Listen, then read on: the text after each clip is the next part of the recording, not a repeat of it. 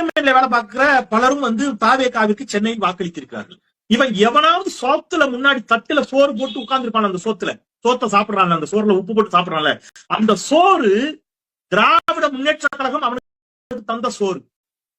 நான் கொஞ்சம் கடினமான வார்த்தையை பயன்படுத்துறேன், எனக்கு கவலை இல்லை எதை பத்தியும்.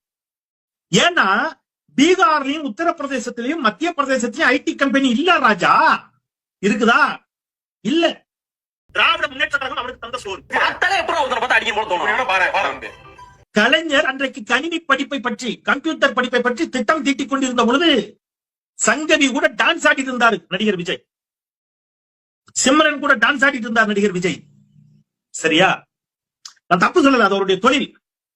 ஆனா நீ படிச்சு நீ பெரிய ஆளாக வேண்டும் என்பதற்காக ஒரு கணினி சாம்ராஜ்யத்தை நிறுவியது திராவிட முன்னேற்ற கழகம்.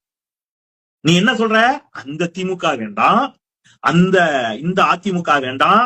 ஆனா அதிமுகவில் இருந்து வந்த 100 வேட்பாளர்களை நான் ஆதரிப்பேன், அதுக்கு பேர் மாற்றம் என்று நீங்கள் நினைப்பீர்கள் என்று சொன்னால் நீங்கள் படித்த தப்புரி கூட்டமா இல்லையா?